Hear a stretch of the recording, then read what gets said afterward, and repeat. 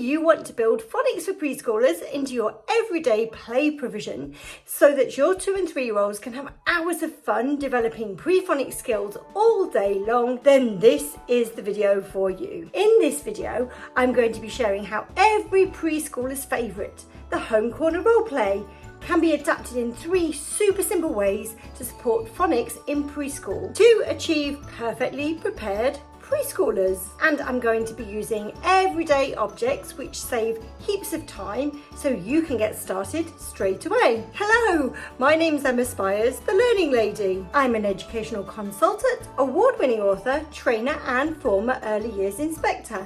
And on this channel I'm sharing heaps of super fun and engaging preschool phonics activities and super speedy explainer videos to help you prepare your preschoolers for reading spectacularly well. So why should phonics for preschoolers be included in home corner roleplay? Almost all preschoolers love to engage with pretend play based on what they already know. And for 2, 3 and 4-year-olds, this generally involves acting out the roles they've seen adults do in a domestic setting. What we also know is for phonics in preschool to work, our children need to engage in as many pre-phonics activities as possible. And some super speedy tweaks to your preschool provision can achieve both at the same time. We can choose resources matched to the pre-phonics skills we're trying to develop, which is super helpful for adults modelling for 2 and 3-year-olds and provides plenty of opportunities to listen out for the children using these skills as they play. And the secret to success in phonics in preschool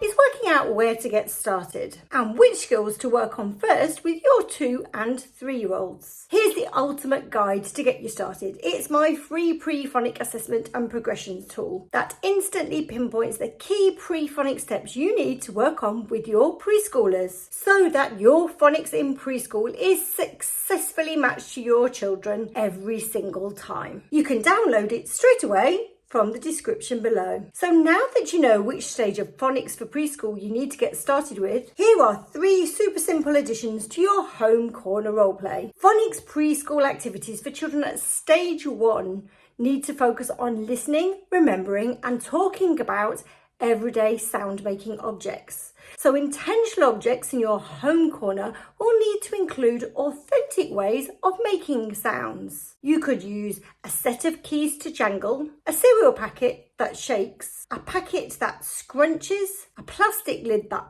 pops, a kitchen timer that rings, a baby to cry, a pet cat to meow, or a dog to woof. This is just a simple list to get you started. You'll probably be able to think of loads more ideas yourself. Let us know your ideas in the comments below. We'd love to hear from you. And you could play one of your preschool phonics games in the home corner too. This fun, noisy shopping game is ideal for that, and it's linked in the description below. Preschool phonics activities at stage 2 help preschoolers to learn to make sounds matched to words. Why not try playing this preschool phonics song with your children as you play together?